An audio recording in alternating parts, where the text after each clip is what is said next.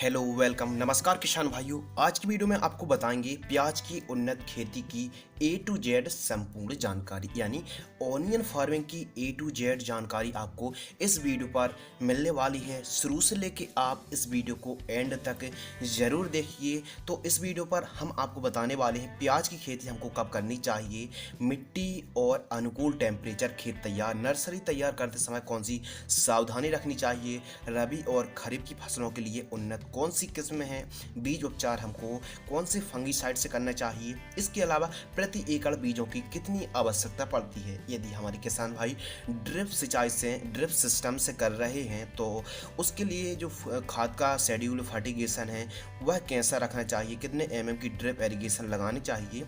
इसके अलावा जो प्याज का प्लांट्स होता है उसको ट्रांसफ़र करते समय नर्सरी से क्या सावधानी रखनी चाहिए, और पानी की रिक्वायरमेंट यानी पानी की कितनी आवश्यकता पड़ती है, पौधे से पौधे की दूरी, और प्रारंभिक अवस्था में जब ग्रोथ ना हो तब हमको क्या करना चाहिए। ऑनियन प्लांट ड्रिंचिंग, देखिए प्लांट ड्रिंचिंग तो ज़रूर नहीं होता है ऑनियंस पर, यदि आप ड्रिप पर कर रहे हैं तो आप ड्रिंचिंग भी कर सकते हैं, और तो उसकी भी जानकारी इसी वीडियो पर आपको मिलने वाली है। इसके अलावा सबसे इम्पोर्टेंट आवश्यक महत्वपूर्ण खाद का सीरीज शेड्यूल बताने वाले हैं, और प्याज की फसल में लगने वाले फंगस और जो समस्या आती है फंगस की उसका समाधान, उपाय और निवारण। इसके अलावा जो प्याज की फसल में लगने वाले सभी प्रकार के कीट स्टेप बाय स्टेप बात बताएंगे आपको कि प्याज की फसल में कितने प्रकार के कीट लगते हैं, उनकी उस समस्या का समाधान कंट्रोल करने के लिए ऑर्गेनिक और रासायनिक दोनों तरीके बताने वाले हैं। इसके अलावा बात करेंगे ग्रोथ, बढ़वार, उपज के लिए महत्वपूर्ण आवश्यक अनिवार्य टॉनिक, और कंद का आकार बढ़ाने के लिए प्लांट ग्रोथ रेगुलेटर का हमको कब और कौन से प्लांट ग्रोथ रेगुलेटर का छिड़काव करना चाहिए। इसके अलावा बात करेंगे कंद की चमक को, शाइनुमा जो चमक होती है स्पेशल, उसको बढ़ाने के लिए हमको कौन सा काम करना चाहिए। इसके अलावा खरपतवार नियंत्रण कंट्रोल करने के लिए दो तरीके बताएंगे, एक रासायनिक, एक ऑर्गेनिक, और एक मजदूरों की सहायता से। इसके अलावा डंपिंग ऑफ सबसे बड़ी समस्या होती है, जैसे हम प्लांटेशन करते हैं नर्सरी पर भी हमको प्लांट सूखने लगते हैं तो उसका उपाय क्या है, और फसलों का पूरा जीवन चक्र यानी प्याज की फसल का पूरा जीवन चक्र क्या है, एक एकड़ पर हमको कितना उत्पादन मिलता है, और फसलों का जो मार्केटिंग है प्याज का उसकी हार्वेस्टिंग, सावधानी, सुरक्षा और देखभाल।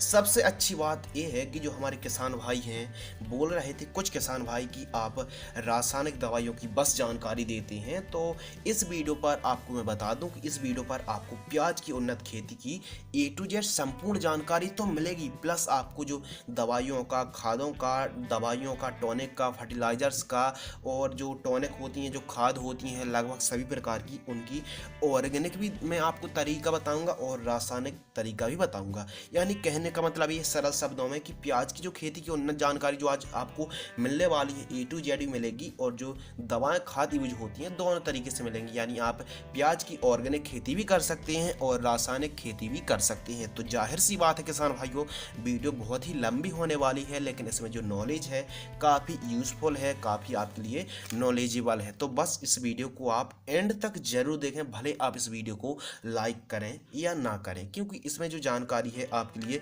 बहुत ही महत्वपूर्ण, बहुत ही आवश्यक जानकारी है। तो चलिए हम अपनी वीडियो को स्टार्ट करते हैं। किसान भाइयों सबसे पहले बात करते हैं खेती कब करें, यानी उन्नत समय। प्याज की खेती आप दो मौसम पर कर सकते हैं, एक तो रबी के मौसम पर और एक खरीफ के मौसम पर। खरीफ की यदि आप उन्नत खेती का उन्नत समय है, नर्सरी आप 15 जून से लेकर 15 जुलाई के बीच आप नर्सरी तैयार कर लीजिए। खेत में रोपाई की बात है तो 40 से 45 दिन पर ही आपकी नर्सरी तैयार हो जाती है, यानी आप अगस्त, सितंबर और अक्टूबर के प्रारंभिक सप्ताह पर आप रोपाई कर सकते हैं। खरीफ की फसल के उन्नत टाइम यह बहुत ही बढ़िया है। इसके अलावा रबी की खेती यदि आप करना चाहते हैं तो आप नर्सरी को नवंबर, दिसंबर महीनों पर आप नर्सरी तैयार करें, और खेत पर रोपाई आप जनवरी और फरवरी के प्रारंभिक सप्ताह पर आप खेत पर रोपाई कर सकते हैं। लीजिए आपको उन्नत टाइम पता चल गया। अब बात करते हैं मिट्टी और अनुकूल उन्नत टेम्परेचर। मिट्टी और टेम्परेचर, देखिए मिट्टी की अगर बात की जाए तो आप प्याज की खेती पीली मिट्टी पर, दोमट मिट्टी पर, उत्तम जल निकास वाली मिट्टी पर आप प्याज की खेती कर सकते हैं। ध्यान रखना है, अधिक अम्लीय और अधिक क्षारीय मिट्टी नहीं होनी चाहिए। प्याज की खेती के लिए जो जलवायु है, ना अधिक ठंडी हो ना अधिक गर्मी हो, अच्छे कंद बनने के लिए, लेकिन आपको ध्यान देना है, अच्छे कंद बनने के लिए आपको जो मीडियम और अधिक टेम्परेचर की होने की बहुत ही ज़रूरत पड़ती है। जब हमारे कंद बन रहे हों प्याज के, तो उस समय जो टेम्परेचर, मेन टेम्परेचर रहता है वो रहता है 30 डिग्री सेल्सियस से लेके 35 डिग्री सेल्सियस तक का टेम्परेचर बहुत ही बढ़िया माना गया है। तब जाके हमारा जो कंद है प्याज का बहुत ही अच्छे तरीके से ग्रोइंग हो पाता है। अब बात करते हैं खेत तैयार। हमारे किसान भाई तरह तरह से अलग अलग प्रकार से खेत तैयार करते हैं, लेकिन खेत तैयार करने के लिए सबसे पहले आप प्लाऊ कल्टीवेटर चलवाकर मिट्टी को ठीक तरीके से पलटवा लीजिए। इसके अलावा खेत में जो चारों तरफ पार होती है, मेड़ होती हैं, जिसे भी आप जो भी कहते हैं पार मेड़, तो उसके चारों ओर मतलब कि खरपतवार नहीं रहना चाहिए, यानी अच्छे तरीके से साफ सुथरा खेत हो। फिर आप अंतिम जुताई में क्या करें, 2 से 3 बोरी, आप 3 बोरी सिंगल सुपर फास्फेट लीजिए, एसएसपी 3 बोरी। इसके अलावा आप 1 बोरी डीएपी और 30 किलोग्राम आपको यूरिया लेना है, और 1 से 2 ट्राली गोबर की पकी हुई खाद को खेत में अच्छे तरीके से बिखेर दीजिए, और रोटोवेटर की सहायता से आप मिट्टी को भुरभुरी करा लीजिए, खेत को समतल करा लीजिए। इसके अलावा आप नाली पार या मेड़ बनवा लीजिए जहाँ पर आपको प्लांटेशन करना है। इसके अलावा नर्सरी तैयार करना, और नर्सरी तैयार करते समय रखने वाली, इस्तेमाल करने वाली जो सावधानी, कौन सी सावधानी बरतने वाली जो सावधानी होती है क्या है। नर्सरी तैयार करना, देखिए नर्सरी तैयार करते समय बहुत ही सावधानी रखनी चाहिए। सबसे पहले आइए जानते हैं नर्सरी प्याज की जो नर्सरी है, 40 से 45 दिनों पर आपकी जो प्याज की नर्सरी तैयार हो जाती है। इसके अलावा नर्सरी होती है डंपिंग ऑफ, यानी पौधे जिसे हम बोलते हैं मर जाते हैं नर्सरी पर, तो उसके लिए क्या करना है, मैंकोजेब फंगीसाइड को आप 1 लीटर पानी पर 1 ग्राम की दर से स्प्रे कर सकते हैं। ये तो हो गया रासायनिक तरीका। अब ऑर्गेनिक तरीका यदि देखा जाए तो, यानी जब हमारी नर्सरी है डंपिंग ऑफ ना हो, पौधे ना मरें, तो उसके लिए हमको चूल्हे की जो राख होती है, कंडे की राख होती है, उसको आपको मतलब प्लांटेशन पर धुरक देनी चाहिए या फिर उड़ा देनी चाहिए। जैसे ही 40 से 45 दिन से, ध्यान रखना एक बात बहुत ही ज़्यादा, आपको 40 से 45 दिन से अधिक की नर्सरी नहीं होनी चाहिए। कई किसान भाई आलसी कर देते हैं, यानी 50-60 दिन की नर्सरी हो जाती है तब ट्रांसप्लांट करते हैं, तो जो हमारा पौधा है अच्छे तरीके से ग्रोइंग नहीं होता है। मैक्सिमम आपका 45 दिन से कम ही का हो तब आपको ट्रांसप्लांट कर देनी चाहिए। और ध्यान रखना है, जो 40 से 45 दिन तक हमारी जो नर्सरी होती ग्रोइंग नहीं होती, उसके लिए हमको क्या करना है, जैसे कि हमारी नर्सरी हमने लगा रखी है, जैसे 10 बाई 10 में लगा रखी है, तो उसका ग्रोथ के लिए जैसे 15 से 18 दिन की हमारी नर्सरी होती है, तो 250 ग्राम हमको यूरिया लेना है और बिखेर देना है, मतलब खेत में छिड़क देना है, और फिर हमको पानी चला देना है 250 ग्राम यूरिया यानी नाइट्रोजन को, और बढ़िया तरीके से आपकी जो नर्सरी है हरी होगी, ग्रोइंग होगी। आइए जानते हैं उन्नत किस्मों के बारे में, यानी इम्प्रूव वैरायटी। तो रबी की बुआई हेतु आप जो मुख्य हाइब्रिड की वैरायटी हैं, Pusa red, Pusa Ratnar, Agrifound Rose. इसके अलावा खरीफ की बुआई हेतु उन्नत हाइब्रिड की जो बढ़िया वैरायटी है, agri found dark red, N53 hybrid जैसी वैरायटी को आपको चयन करना चाहिए। इसके अलावा आपके एरिया में, आपके वातावरण, आपके इन्वायरमेंट के हिसाब से, आपकी मिट्टी के हिसाब से जो आपके एरिया में उन्नत हाइब्रिड की वैरायटी हो, आप उसी का ही चयन करना चाहिए। इसके अलावा बात करते हैं बीज उपचार यानी सीड्स ट्रीटमेंट। प्याज की जो आप बुआई करते हैं उससे पहले नर्सरी तैयार करते हैं, तो आप बीजों को उपचार जरूर करें। रासायनिक तरीके से भी कर सकते हैं और ऑर्गेनिक तरीके से भी आप बीजों को उपचार कर सकते हैं। रासायनिक से यदि आप बीजों को यानी सीड्स ट्रीटमेंट कर रहे हैं, तो मैंकोजेब यानी व्यापारिक नाम बीटाबैक्स पावर आता है, उससे आप बीजों को उपचार कर सकते हैं। इसके अलावा यदि आप ऑर्गेनिक तरफ जाना चाहते हैं तो ट्राइकोडर्मा फंगीसाइड आती है, उससे भी आप बीजों को उपचार कर सकते हैं। आइए किसान भाइयों जानते हैं प्रति एकड़ बीजों की आवश्यकता, यानी 1 एकड़ पर कितने सीड्स लग जाती हैं। तो 1 एकड़ पर 3 किलोग्राम से 3.5 किलोग्राम 1 एकड़ पर बीज लग जाते हैं, या फिर यूँ कह सकते हैं कि 1 हेक्टेयर पर 8 किलोग्राम से लेके 9 किलोग्राम बीज पर्याप्त होते हैं 1 हेक्टेयर के लिए, और 1 एकड़ के लिए 3 किलोग्राम से लेके 3.5 किलोग्राम 1 एकड़ पर बीज लग जाते हैं। ड्रिप सिंचाई, यदि हमारे किसान भाई सिंपल तरीके से प्याज की खेती कर सकते हैं और ड्रिप पर भी हमारे किसान भाई प्याज की खेती कर सकते हैं।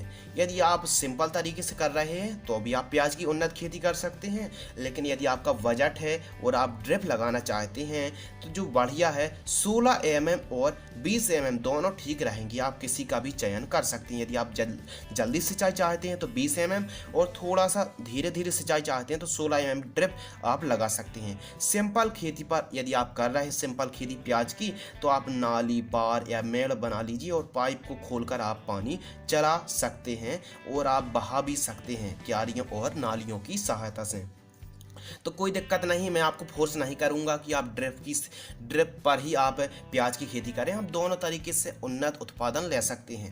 इसके अलावा बात करते हैं प्लांट टू प्लांट डिस्टेंस, यानी पौधे से पौधे की दूरी हमको क्या रखनी चाहिए। पौधे से पौधे की जो दूरी है डिस्टेंस है 8 से 10 सेंटीमीटर रखना चाहिए और कतार से कतार की जो दूरी है डिस्टेंस है 8 सेंटीमीटर पर्याप्त होता है। क्यारी से क्यारी या फिर आप जो भी कहते हैं पाहटा से पाहटा की जो दूरी है 1 फीट आप रख सकते हैं, यह डिस्टेंस पर्याप्त होता है। इसके अलावा बात करते हैं नर्सरी में प्लांट ट्रांसफ़र, यानी जब हमारी नर्सरी तैयार होती है प्लांट ट्रांसफ़र करते हैं तो 40 से 45 दिनों में नर्सरी तैयार हो जाती है। इसके अलावा जहाँ भी आपको रोपाई करनी है वहाँ पर ही नमी होनी चाहिए, और जहाँ से आप प्लांट निकाल रहे हैं और जहाँ प्लांट ट्रांसफ़र कर रहे हैं हल्की नमी होना बहुत ही ज़रूरी होता है। और ध्यान रखना है जब आप नर्सरी यानी पौधे उखाड़ एक जगह से निकालें और उन पौधे को आप टॉप की साइड्स आपको काट देना है और डंठल टाइप के आपको कर देना है। इसके अलावा 10-10 सेंटीमीटर के शीश बचना चाहिए। बाकी शीश अपशीश ऊपर का टॉप्स जो साइड्स होता है उसकी जो टॉप साइड्स होते हैं जिसे हम फुन्नई भी बोलते हैं उनको आप काट सकते हैं और आप प्लांटेशन कर सकते हैं। ध्यान रखना नमी होना बहुत ही ज़रूरी है। इसके अलावा बात करते हैं पानी की रिक्वायरमेंट, यानी आपको पानी की आवश्यकता कितनी पड़ती है प्याज की खेती में। रोपाई करते समय कई जगहों पर सूखे खेत पर ही रोपाई कर देते हैं और कई राज्यों पर पानी चलाकर प्लांटेशन करते हैं। तो जो रोपाई और प्लांटेशन की प्रोसेस है तो मैं कहता हूँ आप जब प्लांटेशन रोपाई करें तो बिल्कुल हल्की नमी होनी चाहिए और रोपाई के तुरंत बाद आप पानी चला दीजिए। और रोपाई के 7 से 8वें दिन के अंतराल पर, यानी 7-7 8-8 दिन के अंतराल पर आपको पानी चलाते रहना चाहिए। कृपया ध्यान रखना चाहिए जो प्याज की खेती में पानी की बहुत ही ज़रूरत पड़ती है, यानी मतलब देख रेख की ज़रूरत पड़ती है, ना कि अधिक पानी की। इसके अलावा अधिक पानी भी ना चलाएं और हल्की नमी होना बहुत ही ज़रूरी होता है। बीच बीच में हल्की दरारें टूटने लगें तब थोड़ा खेत में यानी थोड़ा सूखा कर खेत में पानी चलाएंगे तो बढ़िया आपको रिजल्ट मिलेंगे। अधिक समय का अंतराल गैप नहीं करना चाहिए और पानी की सिंचाई को ठीक तरीके से काफ़ी देख रेख के बाद काफ़ी मतलब सही मात्रा पर ही आवश्यकता अनुसार ही हमको पानी अपनी प्याज की फसल पर चलाना चाहिए या देना चाहिए। यह वीडियो लंबी हो सकती है लेकिन स्टेप टू स्टेप जानकारी कवर कर रहे हैं और आने वाले जो कुछ मिनटों बाद आपको और भी एडवांस जानकारी मिलेगी, यानी कीट लगने वाले कीट, यानी रबी की फसल और खरीफ की फसल। यह वीडियो देखकर आप आसानी से कर सकते हैं। कहने का मतलब A to Z step by step आपको जानकारी मिलने वाली, बस इस वीडियो को आप एंड तक जरूर देखना। इसके अलावा बात करते प्रारंभिक अवस्था में ग्रोथ, यानी जैसे ही हमारी फसल 10 से 12 दिन की होती है तो हम चाहते हैं कि हमारी जो प्याज की फसल है थोड़ी सी जल्दी से रूट उसकी पकड़ लें और ग्रोइंग होने लगे। तो उसके लिए 2 उपाय हैं, एक तो ऑर्गेनिक और एक रासायनिक। सबसे पहले ऑर्गेनिक की ओर जाते हैं तो स्प्रे में आपको बायोवीटा लिक्विड को 1 लीटर पानी पर 1 से 2 ml स्प्रे कर सकते हैं जब आपकी फसल 10 से 12 दिन की हो। इससे ग्रोथ अच्छा होगा और आपकी फसल 10 से 12 दिन की हो। बायोवीटा लिक्विड को आप स्प्रे कर सकते हैं। यदि आप रासायनिक की ओर जाना चाहते हैं ग्रोइंग के लिए तो नागार्जुन का A-टॉनिक आती है, उसको 1 लीटर पानी पर आप 2 ml की दर से अपने खेत पर स्प्रे कर दीजिए, कोई दिक्कत नहीं है। इसके अलावा बात करते हैं ऑनियन प्लांट ड्रेंचिंग, यानी प्याज की फसल पर ड्रेंचिंग। देखिए मैं आपको बिल्कुल नहीं कहूँगा कि आप जो ऑनियन की फसल कर रहे हैं उस पर ड्रेंचिंग करें। यदि आप ड्रिप पर कर रहे हैं तो ड्रेंचिंग कर सकते हैं और यदि आपका बजट है तो आप ड्रेंचिंग कर सकते हैं। इसके भी 2 तरीके हैं, एक तो ऑर्गेनिक और एक रासायनिक। और मैं आपको एक ही बात कहना चाहता हूँ कि जो मैं आपको दवाइयाँ, खाद और जानकारी बता रहा हूँ, यदि आपके हिसाब से उस प्रकार की समस्या है तो भी आप दवाइयों को, खादों को और इस जानकारी को इस्तेमाल करें। और आप एक बात ज़रूर याद रखें कि कम से कम कॉस्ट पर ज़्यादा से ज़्यादा प्रोडक्शन लेने की कोशिश करें। लेकिन जो महत्वपूर्ण, काफ़ी घातक, काफ़ी समस्यामय जो कीट आते हैं, प्रकोप होता है, तो उसी का निवारण करने के लिए यह वीडियो बनाई जा रही है। तो यह वीडियो केवल आपके लिए एजुकेशन पर्पस है, कोई भी दवाइयों का, किसी भी कंपनी का प्रचार प्रसार करना बिल्कुल भी नहीं है। ओनियन प्लांट ड्रिंचिंग, सरल शब्दों में कह सकते हैं पौधे की रोपाई के बाद सेहत, ताकत, मजबूती प्रदान करने के लिए आप ऑर्गेनिक और रासायनिक दोनों तरीके से प्लांट ड्रिंचिंग कर सकते हैं। यदि आप ऑप्शनल है ड्रिंचिंग करना, यानी प्याज की फसल पर यदि आप प्याज की फसल में उतनी आवश्यकता नहीं पड़ती है प्लांट ड्रिंचिंग की, तो आप ड्रिप की सहायता से यदि करना चाहते, बजट है तो आप दे सकते हैं। सबसे पहले आप अधिकतम 2 ड्रिंचिंग करें। फर्स्ट ड्रिंचिंग आप ऑर्गेनिक कर सकते हैं और रासायनिक भी कर सकते हैं, जो आपको पसंद आए। ऑर्गेनिक के लिए आपको क्या करना है, ड्रिंचिंग की बात कर रहा हूँ। फर्स्ट ड्रिंचिंग जब आपकी फसल 2 से 3 दिन की हो, तब आपको 1 किलोग्राम ह्यूमिक एसिड लेना है। इसके अलावा 500 ग्राम गन्ने का गुड़ लेना है और 2 से 4 लीटर आप गौमूत्र प्रति एकड़ की दर से 500 लीटर पानी पर घोलकर आप खेतों पर, जड़ों के पास छोड़ दीजिए, या फिर आप ड्रिप पर छोड़ दीजिए जब आपकी फसल 2 से 3 दिन की हो। ये तो हो गया ऑर्गेनिक तरीका। अब बात करते हैं रासायनिक तरीके में। रासायनिक जो तरीका है, 1 किलोग्राम आप NPK 19-19-19 घुलनशील खाद, वाटर सेल्युबल फर्टिलाइजर्स लेना है और 300 ग्राम आप मैंको जैप को घोलकर ड्रिप पर आप दे सकते हैं और सिंपल तरीके से भी आप जड़ों के पास पिला सकते हैं। ऐसी ड्रिंचिंग करने से दूसरे तीसरे दिन रोपाई के बाद यदि हम ड्रिंचिंग कर देते हैं तो काफ़ी अच्छे तरीके से ग्रोइंग उपज उत्पादन होता है। और यदि आपका बजट नहीं है तो मैं तो कहता हूँ भब्बड़ पर या फिर इस प्रकार की समस्या पर पड़ने की कोई ज़रूरत नहीं है, कोई ज़रूरत नहीं है आपको ड्रिंचिंग करने की। चलिए आगे बढ़ते हैं, बात करते हैं प्याज की फसल के लिए आवश्यक, महत्वपूर्ण और अनिवार्य खादों का शेड्यूल। काफ़ी ज़्यादा जानकारी इस वीडियो पर भरी हुई है और अभी इम्पोर्टेंट टॉपिक आ चुका है, तो आप नोट भी कर सकते हैं और कृपया ध्यान से तो आपको सुनना ही सुनना है। बहुत ही महत्वपूर्ण टॉपिक अब चालू होता है, यानी प्याज की फसल के लिए आवश्यक, महत्वपूर्ण और अनिवार्य खादों का जो शेड्यूल है आपके लिए स्पेशल तैयार किया गया है। इसके लिए मैं आपको 2 तरीके से शेड्यूल बताता हूं, एक तो ऑर्गेनिक तरीके से, एक रासायनिक तरीके से। यानी आप ऑर्गेनिक तरीके से भी प्याज की खेती कर सकते हैं और रासायनिक तरीके से भी प्याज की खेती कर सकते हैं। सबसे पहले ऑर्गेनिक खाद के बारे में बात करते हैं। जैसे ही हमारी फसल प्रति एकड़ की दर से मैं पूरी जानकारी आपको बता रहा हूँ। ऑर्गेनिक खाद का शेड्यूल, जैसे ही हमारी फसल 10 से 12 दिन की होती है तो हमको एक MBF कंपनी का सुपर ह्यूमिक गोल्ड फर्टिलाइजर्स आती है, जो पूरी तरह ऑर्गेनिक एग्रीकल्चर पर निर्भर है। 5 किलोग्राम आपको लेना है और जड़ों के पास देना है प्रति एकड़ की सहायता से, और ड्रिप पर भी आप छोड़ सकते हैं, कोई दिक्कत की बात नहीं है। लीजिए 10 से 12 दिन की है MBF कंपनी का ह्यूमिक जो गोल्ड सुपर आता है, उसको 5 किलोग्राम 1 एकड़ पर दे सकते हैं।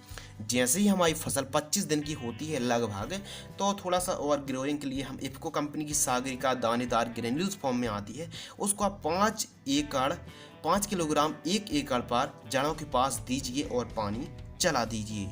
इसके अलावा जैसे ही हमारी फसल लगभग 35 दिन की होती है तो बायोवीटा दानेदार आता है, जो 100% ऑर्गेनिक होता है, जो समुद्री शैवाल से निर्मित होता है, एस्कोफाइलम नोडोसम। तो बायोवीटा दानेदार को आप 10 किलोग्राम 1 एकड़ पर जैसे ही हमारी फसल 35 दिन की होती है तो हमको दे देना है। जैसे ही हमारी फसल 40 दिन की होती है, 45 दिन की होती है, तो हमको जैव बैक्टीरिया, माइकोराइजा जैव बैक्टीरिया को दे सकते हैं। ये सब ऑर्गेनिक है। 4 किलोग्राम आप K-मैक्स सुपर को लीजिए और आप 1 एकड़ पर दे दीजिए और पानी चला दीजिए। K-मैक्स सुपर को आप ड्रिप की सहायता से, ड्रिप सिंचाई से भी आप दे सकते हैं। इसके अलावा एजोटोबैक्टर जो कि नाइट्रोजन की कमी को दूर करता है, जैसे कि मार्केटिंग नाम इफेक्ट ग्रोथ आता है। एजोटोबैक्टर 50 से 60 दिन की जब हमारी फसल होती है तो हम 3 किलोग्राम आप दे सकते हैं 1 एकड़ पर एजोटोबैक्टर। ये तो हो गया ऑर्गेनिक तरीका, यदि आप ऑर्गेनिक खेती कर रहे हैं तो कर सकते हैं। अब बात करते हैं रासायनिक खादों का शेड्यूल, यानी मैं 2 शेड्यूल बता रहा हूँ, एक ऑर्गेनिक और एक रासायनिक। ऑर्गेनिक मैंने आपको बता दिया। अब बात करता हूँ रासायनिक खाद जो होती हैं उनका दवाओं का पूरा शेड्यूल, यानी फर्टिगेशन शेड्यूल्स। नंबर 1, जैसे ही हमारी फसल प्याज की 10 से 12 दिन की होती है, 5 किलोग्राम आप यूरिया लीजिए और 1 किलोग्राम आप NPK 19-19-19 घुलनशील खाद लीजिए और जड़ों के पास आप दीजिए और पानी चला दीजिए। ड्रिप में कर रहे हैं तो आप ड्रिप में छोड़ दीजिए और सिंपल तरीके से कर रहे हैं तो आप जड़ों के पास थोड़ा थोड़ा थोड़ा पूरे खेत पर बिखेर दीजिए और पानी चला दीजिए। फिर देखिए ग्रोइंग। जैसे ही हमारी फसल, प्याज की फसल 20 दिन की होती है, 2 किलोग्राम हमको NPK घुलनशील खाद 1261-0 लेनी है। उसके अलावा 1 किलोग्राम ह्यूमिक एसिड लेना है, प्रति एकड़ जड़ों के पास देना है और पानी चला देना। हमारे किसान भाई बोलेंगे कि जो आप खाद बता रहे हैं, हम तो ड्रिप में खेती कर ही नहीं रहे हैं, तो इस खाद को कैसे दे सकते हैं? क्या आप जानते हैं गेहूं पर आप यूरिया किस प्रकार देते हैं? यानी हाथ से, तसला की सहायता से हाथ से छिड़कते हैं। ठीक उसी प्रकार आपको जड़ों के पास थोड़ा थोड़ा थोड़ा थोड़ा इस खाद को देना है और पानी चला देना है। ड्रिप पर कर रहे हैं तो ड्रिप पर छोड़ दीजिए और सिंपल कर रहे हैं तो जड़ों के पास छोड़िए और पानी चला दीजिए। ढलमा, बहा हुआ, जैसा भी आप पाइप खोलकर पानी चलाते हैं उस पद्धति से आप पानी चला सकते हैं। देखिए यह वीडियो इसलिए लंबी हो जाएगी क्योंकि परिपूर्ण है, पूरी जानकारी है, ऑर्गेनिक रासायनिक दोनों को लेकर चल रहे हैं तो जानकारी लंबी होना स्वाभाविक बात है। बात करते हैं हमारी फसल प्याज की जैसी 30 दिन की होती है तो हमको 3 किलोग्राम 17-44-00 NPK घुलनशील खाद देना है। 2 किलोग्राम हमको सल्फर युक्त खाद लेना है, प्रति एकड़ जड़ों के पास देना है और पानी चला देना है। इसके अलावा जैसे ही हमारी प्याज की फसल 40 से 45 दिन की होती है, 4 किलोग्राम हमको 052-34 NPK घुलनशील खाद लेना है, 200 ग्राम हमको थायरम फंगिसाइड लेना है और 2 किलोग्राम हमको जिंक युक्त खाद लेना है। जड़ों को पास छोड़ देना है, बढ़िया उपज उत्पादन होगा। इसके अलावा बात करते हैं जैसे ही हमारी फसल 55 से 60 दिन की प्याज की फसल होती है तो हमको क्या करना है? इफ्को कंपनी की सागरिका दानेदार आती 10 किलोग्राम लेना है, 25 किलोग्राम आपको यूरिया लेना है, 1 केजी आपको बोरॉन 20% जो आती 1 किलोग्राम लेना है, जड़ों के पास देना है और पानी चला देना है। नोट: यदि आप ड्रिप पर प्याज की खेती कर रहे हैं तो यही खाद आप ड्रिप पर भी दे सकते हैं। सिंपल खेती कर रहे हैं तो जड़ों के पास दे सकते हैं। इसलिए आप बाद में कमेंट ना करें कि ड्रिप पर कैसे दें और सिंपल तरीके से कैसे दें। इसके अलावा बात करते हैं दोनों जो घुलनशील ही खाद हैं, यानी ऑर्गेनिक भी और रासायनिक भी। इसके अलावा प्याज की फसल 70 से 80 दिन की होती है तो 4 किलोग्राम आपको 0050 NPK घुलनशील खाद, 25 किलोग्राम आपको SSP सिंगल सुपर फास्फेट और कैल्शियम नाइट्रेट युक्त खाद आपको 5 किलोग्राम लेना है और जड़ों के पास दे देना है और बढ़िया रिजल्ट आपको मिलेगी। अंतिम खाद और सुन लीजिए, यारामिला फर्टिलाइजर्स यदि आप देना चाहते हैं तो इसके भी रिजल्ट हमारे किसान भाइयों द्वारा काफ़ी पॉजिटिव रिजल्ट आए हैं। तो यारामिला जो फर्टिलाइजर्स आती है यह भी काफ़ी अच्छी अंतिम खाद पर दे सकते हैं, 10 किलोग्राम 1 एकड़ पर।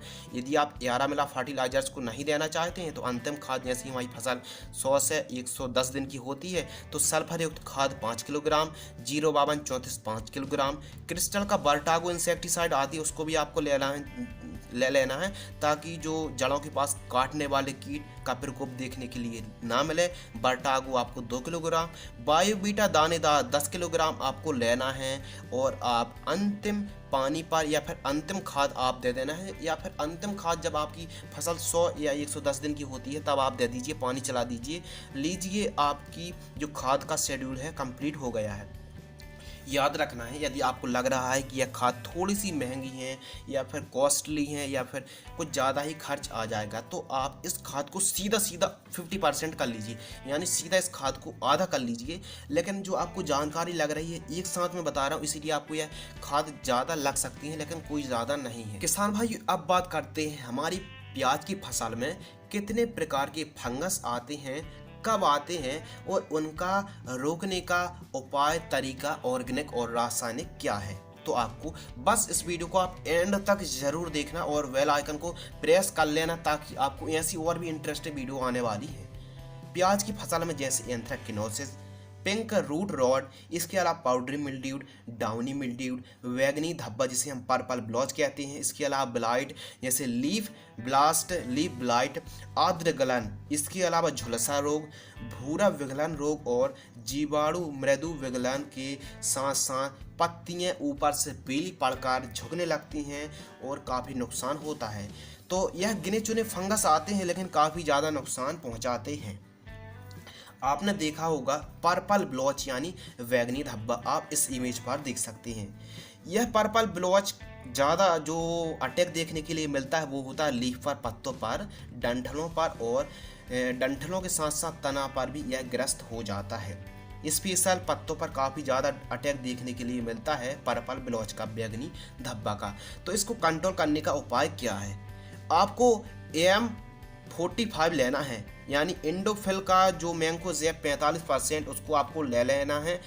इंडोफिल 45 को लेना है आपको 300 ग्राम 1 एकड़ के लिए। इसके अलावा सिजेंटा कंपनी की जो स्प्लेश यानी सिजेंटा क्रिस्टल की स्प्लेश फंगीसाइड आती है जिसमें क्लोरोथालोनिल 75% WP, उसको आपको 150 ग्राम लेना है। यानी M45 को आपको 300 ग्राम और आपको सिजेंटा की स्प्लेश फंगीसाइड आती है उसको 150 ग्राम आपको लेना है, मिक्स करना है और 1 एकड़ पर छिड़काव कर देना है।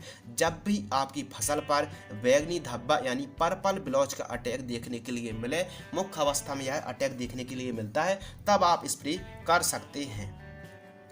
इसके अलावा बात करते हैं आर्द्र गलन यानी डंपिंग ऑफ। रोपाई की जैसे ही हम रोपाई कर देते हैं तो हमारे जो पौधे होते हैं डंपिंग ऑफ यानी मरने लगते हैं। उसके लिए आपको मैंने पहले ही बता दिया कि आप रोपाई के समय ही बीजों को उपचार कर लें।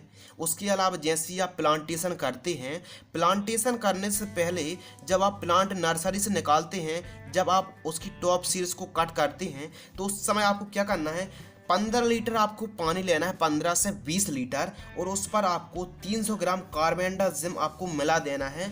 और जो प्लांट्स की जड़ें होती हैं, रूट होती हैं, उनको डुबो डुबो कर आपको प्लांटेशन कर देना है। जैसे इफको कंपनी की यामाटो जिसमें कार्बेंडाजिम है उसको ले सकते हैं और घोल को, जड़ों को डुबा डुबा कर आप प्लांटेशन कर दीजिए। आपके जो प्लांट हैं बिल्कुल भी डंपिंग ऑफ नहीं होंगे। किसान भाइयों, हमारी प्याज की फसल में और भी तरह तरह प्रकार के फंगस आते हैं। यह जानकारी काफ़ी यूज़फुल है। काफ़ी मेहनत के बाद, काफ़ी एक्सपेरिमेंट करने के बाद, मैं खुद एक किसान हूँ इसलिए मैं आपको जानकारी दे रहा हूँ, आपको सही जानकारी ही दूंगा। यदि आपको वीडियो पसंद आ तो आप लाइक कर सकते हैं। आइए अपनी वीडियो को आगे बढ़ाते हैं। प्याज की फसल में पाउडरी मिल्ड्यूड जैसा फंगस आता है तो उस आपको क्या करना है, BASF कंपनी की एक्रोवेट कंप्लीट फंगीसाइड आती है, उसको आपको 200 ग्राम 1 एकड़ पर 200 लीटर पानी पर छिड़काव कर सकते हैं। इसके अलावा अब बैंगनी धब्बा यानी पर्पल ब्लॉच बड़ी मात्रा पर हो गया यानी कंट्रोल ही नहीं हो रहा है तो हमको क्या करना चाहिए, यानी एक साथ हमारी फसल पर, प्याज की फसल पर बैंगनी धब्बा यानी पर्पल ब्लॉच है और ब्लाइट है, दोनों को एक साथ आप कंट्रोल कर सकते हैं। कॉपर ऑक्सीक्लोराइड को आप स्प्रे कर सकते हैं। जैसे सिजेंटा क्रिस्टल की ब्लू कॉपर फंगीसाइड आती जिसमें कॉपर ऑक्सीक्लोराइड है, या फिर किसी भी आप अन्य कंपनी का ले सकते हैं। पर्पल ब्लॉच और ब्लाइट को एक साथ आप नियंत्रण कर सकते हैं कॉपर ऑक्सीक्लोराइड से। कॉपर ऑक्सीक्लोराइड को आपको 1 एकड़ पर 400 ग्राम स्प्रे करना चाहिए 200 लीटर पानी पर। अब बात करते हैं प्याज की फसल पर डाउनी मिल्ड्यूड यानी पत्तियां जो होती हैं ऊपर से सूखने लगती हैं, पीली पड़कर ग्रोथ रुक जाती है, एकदम स्टॉप हो जाती है और टोटल पत्तियां ऊपर से सूखने लगती हैं। यानी किसान भाइयों, कहने का मतलब ये है हमारी फसलों पर डाउनी मिल्ड्यूड भी है, विलाइट भी है, लीफ विलाइट भी है। तो ऐसी कंडीशन में यानी पत्तियां पीली होकर ऊपर से झुकने लगे और ग्रोथ बढ़वार उपज रुक जाए तो बायर कंपनी का एलिड फंगीसाइड आता है जिसमें फ्यूजीफाइल AL 80% है, उसको आप 200 ml 1 एकड़ पर स्प्रे कर सकते हैं। इसके अलावा केवल और केवल आपकी फसल पर विलाइट है, पत्तियां ऊपर से पीली पड़ के झुक रही हैं तो स्पेशल आपके लिए मैं बता रहा हूँ। यानी मतलब सब फंगीसाइड स्प्रे करने के बाद भी आपको रिजल्ट नहीं मिल रहे हैं, पत्तियां पीली पड़ना बंद नहीं हो रही हैं और मतलब ग्रोथ, बढ़वार भी, उपज भी, ग्रीननेस नहीं है, तो आपको क्या करना है, यानी लीफ ब्लाइट भी है, लेट ब्लाइट भी है, ऊपर से पत्ती पीली पड़ के सूख रही हैं, तो BASF कंपनी एक्रोवेट फंगीसाइड आती है, उसको आपको क्या करना है, 200 ग्राम लेना है। और पोलीराम, BASF कंपनी का पोलीराम फंगीसाइड आता है, उसको आपको 400 ग्राम लेना है। यानी एक्रोवेट को 200 ग्राम और पोलीराम को 400 ग्राम लेना है और 1 एकड़ पर 200 लीटर पानी पर मिक्स करके छिड़काव कर देना है। और किसान भाइयों, एक बात आप बिल्कुल भी याद कर लीजिए, यदि आप प्याज की खेती कर रहे हैं और फंगस ना आए, जैसे ब्लाइट, स्पेशल झुलसा रोग ना आए, झुलसा रोग काफ़ी नुकसान पहुंचाता है, इसलिए मैं आपको स्पेशल मैंने सोचा आपको बता दिया जाए। यानी झुलसा ही ना आए, जैसे आपकी फसल 15 से 20 दिन की होती है, आप हमेशा ही 15-15 दिन के अंतराल पर मैंकोजेब फंगीसाइड को स्प्रे करते रहिए। बहुत ही पॉजिटिव और अच्छे रिजल्ट मिलेंगे, कभी झुलसा रोग नहीं आएगा। इसके अलावा बात करते हैं ग्रे रस्ट। स्पेशल जो हमारी फसल होती है प्याज की, रस्ट भी जैसी समस्या आती है तो प्रोपिकोनोजोल 25% ईसी को 200 ml आप 1 एकड़ पर स्प्रे कर सकते हैं। 100 से 200 ml आप स्प्रे कर सकते हैं। यदि आपकी फसल कम दिन की है तो आप प्रोपिकोनोजोल को 100 ml की दर से ही स्प्रे आप कर सकते हैं। इसके अलावा हमारी फसल पर ब्लास्ट भी है, रॉट भी है, एंथ्राकिनोसिस भी है, पर्पल ब्लॉच भी है, ब्लाइट भी है, इसके अलावा ओनियन स्मट भी है। इसके साथ ही एक साथ इन सभी को हमको नियंत्रण करना है।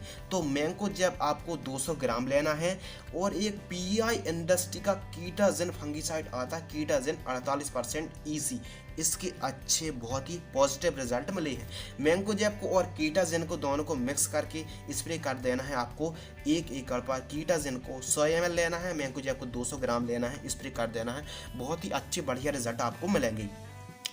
ये तो हो गई रासायनिक तरीके से आप फंगस को कंट्रोल कर सकते हैं, लेकिन जो हमारे किसान भाई हैं ऑर्गेनिक वाले भी हैं तो ऑर्गेनिक में भी हम बता दें कि लगभग सभी एक साथ आप कंट्रोल कर सकते हैं फंगस को। सनमुखा का जो मोक्षा फंगीसाइड आता है 250 ml स्प्रे कर सकते हैं।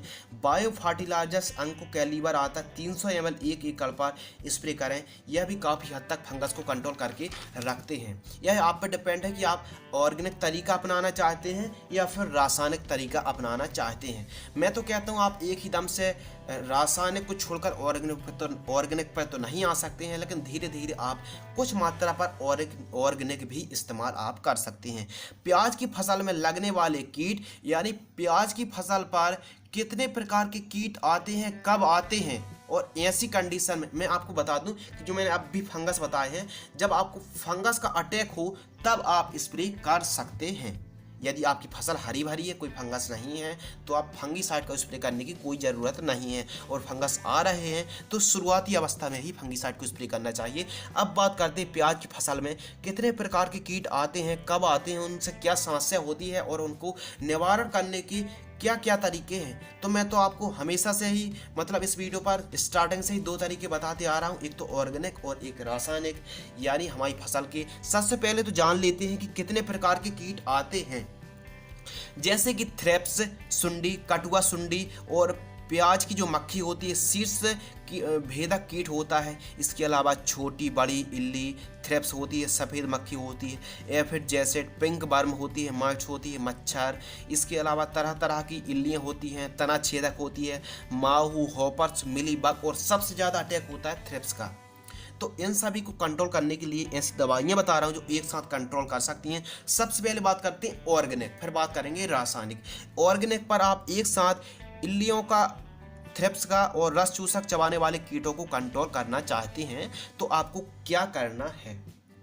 ऑर्गेनिक पर डाउ एग्रोसाइंस की जो सक्सेस इंसेक्टिसाइड आती है 80 ml आपको 1 एकड़ पर स्प्रे करना है। जब भी आपकी प्याज की फसलों पर, याद रखना प्याज के जो पत्ते होते हैं उनको आप दूर दूर करके देखें, कहीं अंदर जो रस चूसा कीट होते हैं वो प्याज के पत्तों की हमेशा अंदर साइड अटैक करते हैं, जो देखने में काफ़ी मुश्किल होता है। प्याज के जो रस होते हैं उसको चूसने का काम करते रहते हैं, प्याज की फसल कमज़ोर कर देते हैं। तो उसके लिए डाउ एग्रोसाइंस की डेलीगेट भी आती है और सक्सेस भी आती है। सक्सेस को आप डाउ एग्रोसाइंस की सक्सेस इंसेक्टिसाइड को आप 80 ml 1 एकड़ पर 200 लीटर पानी पर स्प्रे कर सकते हैं जब भी आपकी प्याज की फसल पर कीटों का अटैक है। इसके अलावा यह सभी कीटों को नियंत्रण करती है डाउ की सक्सेस। इसके अलावा डेलीगेट भी ग्रीन लेवल की इंसेक्टिसाइड स्पाइनोटोरम 11.7%, यह भी इंसेक्टिसाइड है और सभी कीटों को, इल्ली हो, थ्रिप्स हो, रस चूसक कीट हो, चबाने वाले कीट हो, डेलीगेट भी सभी को कंट्रोल करती है। आपको डाउ एग्रोसाइंस की जो डेलीगेट आती है उसको भी आपको 100 ml 1 एकड़ पर स्प्रे करेंगे तो भी आपको अच्छे रिजल्ट मिलेंगे। इसके अलावा रस चूसक कीटों को नियंत्रण करती है सनमुखा कंपनी की जो तेजस इंसेक्टिसाइड आती है, यह भी आप ऑर्गेनिक तौर पर इस्तेमाल कर सकते हैं। अब बात करते हैं रासायनिक तरीका। आपको जो पसंद आ आप उससे इस्तेमाल कर सकते हैं। लेकिन जो मैं आपको ऑर्गेनिक बता रहा हूँ वह भी 100% रिजल्ट देगा, और जो रासायनिक बता रहा हूँ उससे भी आपको 100% रिजल्ट मिलेगा। तो रासायनिक सुनिए, जैसे रस चूसक कीटों को कंट्रोल करने के लिए आपको क्या करना चाहिए। जब भी आपकी फसल पर इल्ली, थ्रिप्स और अन्य कीटों और आपको उड़ने वाले जो कीट होते हैं तब अटैक हो, तब आप स्प्रे कर सकते हैं। रस चूसक कीटों के लिए क्रिस्टल सिजेंटा कंपनी की अलीका इंसेक्टिसाइड आती है, 80 ml 1 एकड़ पर स्प्रे कर सकते हैं। सिजेंटा क्रिस्टल की पॉलीट्रिन इंसेक्टिसाइड आती है, 250 ml स्प्रे कर सकते हैं जब भी आपकी फसलों पर कीटों का प्रकोप देखने के लिए मिले। बायर कंपनी की कॉन्फिडोर सुपर आती है, 50 ml 1 एकड़ पर स्प्रे कर सकते हैं, यह भी रस चूसक कीटों को कंट्रोल करती है। घरडा कंपनी की पुलिस इंसेक्टिसाइड आती है, 200 ml 1 एकड़ पर स्प्रे करेंगे तो आपको अच्छे रिजल्ट मिलेंगे। चूसने वाले कीटों को, जो रस चूसक कीट होते हैं, इल्ली होती है, थ्रिप्स होती है, उसकी बात आगे करेंगे, लेकिन जो थ्रिप्स होती है रस चूसक कीट होती है। इसके अलावा कहने का मतलब ये है, प्याज में रस चूसक कीटों का अटैक है तो आप घरडा का पुलिस, सिजेंटा की अलीका, सिजेंटा की पॉलीट्रेन को आप स्प्रे कर सकते हैं। बायर कंपनी की कॉन्फिडोर स्प्रे, किसी को भी आप एक का चयन करके स्प्रे कर सकते हैं। अब बात करते हैं इल्लियाँ, यानी प्याज की फसल पर बड़ी मात्रा पर बड़े कीट हैं, जैसे इल्लियाँ हैं, पत्ते को काटने वाले कीट हैं, तने को काटने वाले कीट हैं, तो बायर कंपनी की सोलेमन को 1 एकड़ पर 100 ml स्प्रे करें। सभी इल्लियों को आप एक साथ कंट्रोल कर सकते हैं, चूसने वाले कीटों को भी आप एक साथ कंट्रोल कर सकते हैं बायर कंपनी की सोलेमन इंसेक्टिसाइड से। इसके अलावा किसान भाइयों, यदि आप और दूसरी इंसेक्टिसाइड का इस्तेमाल करना चाहते हो तो घरडा कंपनी की किंग डोक्सा जो आती है, किंग डोक्सा इंडोक्सा कार्ब, इसको आप 100 ml स्प्रे कर सकते हैं 1 एकड़ पर, सभी कीटों को नियंत्रण करेगी। इसके अलावा अदामा इंडिया कंपनी की इंपीरियल इंसेक्टिसाइड आती है, यह भी जो काटने वाले कीट होते हैं, चबाने वाले कीट होते हैं, तो अभी आप अदामा इंडिया कंपनी की इंपीरियल इंसेक्टिसाइड को 150 ml 1 एकड़ पर स्प्रे कर सकते हैं। बायर कंपनी की मोमेंटो एनर्जी आती है, यदि कंट्रोल कीट ना हो तो आप बायर कंपनी की मोमेंटो एनर्जी को 200 ml 1 एकड़ पर स्प्रे कर सकते हैं, यह भी रस चूसक कीटों के साथ साथ इल्लियों को कंट्रोल कर सकती है। इसके लिए ग्रोथ, बढ़वार, उपज और उत्पादन के लिए हम आपको केवल और केवल 2 टॉनिक बता रहे हैं, एक ऑर्गेनिक और एक रासायनिक। जो मैं आपको जानकारी बता रहा हूँ इसको और भी डिटेल, अब दवाइयाँ जो मैं आपको बता रहा हूँ इसकी आप चाहते हैं कि थोड़ा और विस्तार से जानकारी मिले, उसका टेक्निकल, उसका प्राइस, तो लिंक डिस्क्रिप्शन में मिल जाएगी आपको A to Z संपूर्ण जानकारी, वहाँ पर ही मिलने वाली है, आप जाकर देख सकते हैं। लेकिन एक वीडियो पर टेक्निकल्स नाम के साथ साथ उसका प्राइस, रिजल्ट कवर करना काफ़ी वीडियो लंबी हो जाएगी, तो मैं सोच रहा हूँ आपको दवाइयों के नाम और आपको डोज बताते जा रहा हूँ और काम करने का तरीका। तो मोमेंटो एनर्जी को आपको 200 ml स्प्रे करना है, रस चूसक कीटों को सफाया करती है। इसके लिए ग्रोथ, बढ़वार, उपज के लिए आपको फसल जब 40 दिन की हो तो PI इंडस्ट्री की बायोबीटा आती है, उसको आपको 1 एकड़ पर 200 ml स्प्रे करना चाहिए ऑर्गेनिक के लिए। और रासायनिक के लिए आप 1 एकड़ पर आपको जो पोषक सुपर आती है, 65 दिन की आपकी फसल हो, कृषि रसायन की पोषक सुपर को आप 1 एकड़ पर 200 से 300 ml स्प्रे कर सकते हैं। अब बात आती है सबसे सबसे सबसे ज़्यादा इम्पोर्टेंट, सबसे ज़्यादा महत्वपूर्ण, कंद का आकार बढ़ाने के लिए। किसान भाइयों के इतने ज़्यादा कमेंट आ रहे थे इस टॉपिक पर, तो इसको ध्यान से सुनिएगा। कंद का आकार बढ़ाने के लिए 2 तरीके बताऊंगा, एक ऑर्गेनिक और एक रासायनिक। सबसे पहले रासायनिक, यानी जब हमारी फसल रोपाई से 80 दिन की होती है तब हमको प्लांट ग्रोथ रेगुलेटर का स्प्रे करना चाहिए, प्लांट ग्रोथ रेगुलेटर का 60 से 85 दिन के बीच में।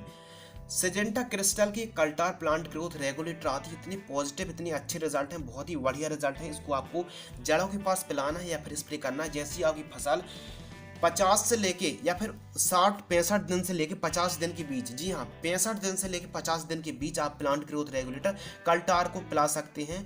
जैसे कि सिजेंटा कंपनी की कल्टार प्लांट ग्रोथ रेगुलेटर आती है, उसको आप स्प्रे कर सकते हैं।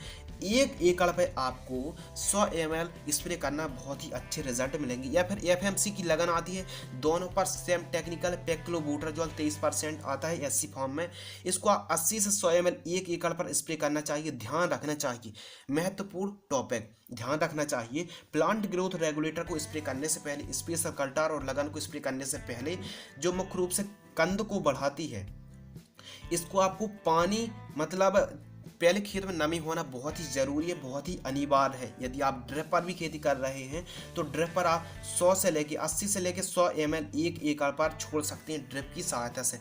मैं एक बार और रिपीट कर रहा हूँ, प्याज की कंदों के आकार को बढ़ाने के लिए आप जो सिजेंटा कंपनी की कल्टार या फिर लगन आती है, उन दोनों को किसी को भी 80 से 100 ml जब आपकी फसल 60 से 80 दिन की हो तब आप ड्रिप में भी दे सकते हैं, स्प्रे भी कर सकते हैं। खेत में पहले नमी होना चाहिए, बहुत ही अच्छे तरीके से आपकी प्याज का कंद में इंक्रीज होगा, वृद्धि होगी, 100% आपको रिजल्ट मिलेंगे।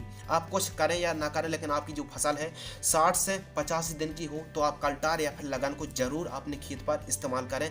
बहुत ही अच्छे तरीके से कंद इंक्रीज होंगे, वृद्धि होगी। ऑर्गेनिक में यदि जाया जाए तो कंद का आकार बढ़ाने के लिए आप बायोवीटा दानेदार आती है 10 किलोग्राम आपको अपनी फसलों पर, जब आपकी फसल लगभग 80 दिन की हो तो बायोवीटा दानेदार को आप 1 एकड़ पर 10 किलोग्राम छोड़ सकते हैं, या फिर आप जैव बैक्टीरिया भी छोड़ सकते हैं, जैसे कि एएचपीएम कंपनी का जो आता है एएचपीएम गोल्ड 4 किलोग्राम 1 एकड़ पर 70 से 80 दिन की फसल पर छोड़ सकते हैं। आपके ऊपर डिपेंड कर रहा कि आप रासायनिक पर जाना चाहते, कल्टार और जो लगन आती है उसको स्प्रे करना चाहते हैं, या फिर ऑर्गेनिक पर आप जैव बैक्टीरिया या फिर बायोवीटा देना चाहते हैं। तो आपको सेम आपको खर्च पड़ने वाला है, आप किसी का भी चयन कर सकते हैं। इसके अलावा कंद की चमक बढ़ाने के लिए, यानी कंद का साइज वृद्धि हो गई, लेकिन अब कंद की जो चमक होती है स्टोरेज भी करेंगे, यानी मार्केटिंग में सही मिलने के लिए आपको चमक होना आपके कंद में बहुत ही ज़रूरी है।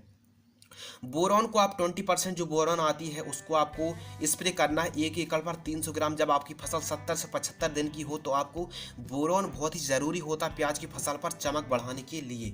अब आप पे डिपेंड कर रहा है, आप स्प्रे करेंगे तो चमक बढ़ेगी, और यदि बढ़ रही है तो कोई ज़रूरत नहीं। यदि ऑर्गेनिक पे जाया जाए कि ऑर्गेनिक तरीके से प्याज के जो कंद हैं होते हैं उसमें हमको बढ़ाना है ऑर्गेनिक तरीके से, तो नीम के तेल के साथ साथ आप गौमूत्र आता है उसको स्प्रे कर सकते हैं, तो उससे भी काफ़ी हमारी जो प्याज है काफ़ी शाइनुमा रंग आता है। इसके अलावा खरपतवार नियंत्रण के लिए हमारे किसान भाई कहेंगे कि आपने पूरी वीडियो की जानकारी दी, लेकिन खरपतवार के कंट्रोल करने के लिए हमको क्या इस्तेमाल करना चाहिए। आप 2 तरीके से खरपतवार नियंत्रण कर सकते हैं। एक तो आप मजदूरों की सहायता से खरपतवार को नियंत्रण कर सकते हैं, और एक तो रासायनिक दवाइयों से भी आप खरपतवार को कंट्रोल नियंत्रण कर सकते हैं। आपका जिस हिसाब से बजट हो आप उस हिसाब से इस्तेमाल कर सकते हैं। मैं आपको फोर्स नहीं कहूँगा कि आप रासायनिक इस्तेमाल करें या फिर मजदूरों की सहायता से इस्तेमाल करें। यदि आप मजदूरों की सहायता से तो लेबर से भी आप खरपतवार को खेत से बाहर निकलवा दीजिए। इसके अलावा यदि आप 40 दिन की जैसी आपकी प्याज की फसल होती है तो आप 2 बार सेकंड टाइम मजदूरों की सहायता से खेत को मतलब मिट्टी को पलटवा दीजिए। खुरपी या कुल्पा की सहायता से आप मिट्टी को ठीक तरीके से पलटवा लीजिए। इसके अलावा रासायनिक में यदि देखा जाए खरपतवार नाशक हार्बिसाइड तो अदामा इंडिया कंपनी का डेकल आता है, यह एक खरपतवार नाशक होता है डेकल। यह भी जो प्याज की फसल पर चौड़ी पत्ती और सकड़ी पत्ती के खरपतवार को नियंत्रण करता है। यह एक सेलेक्टिव खरपतवार नाशक है, ध्यान रखना है। अदामा इंडिया कंपनी का डेकल खरपतवार नाशक को स्प्रे करने से पहले खेत में पानी पहले जरूर चला लें। अब इसका टेक्निकल्स और अधिक जानकारी के लिए लिंक डिस्क्रिप्शन में मिल जाएगी। हालांकि यह इसी फार्म में आती है और 1 एकड़ पर 350 ml स्प्रे करना चाहिए। लेकिन जब आपकी प्याज की फसल 4 से 5 पत्ती यानी आपकी फसल लगभग 15 से 20 दिन की हो, खरपतवार 4 से 5 पत्ती के हों, तब हमको डेकल खरपतवार नाशक को छिड़काव करना चाहिए। ध्यान रखना है आपको, डेकल खरपतवार नाशक को छिड़काव करने से पहले खेत में नमी होना अनिवार्य नहीं, आवश्यक है।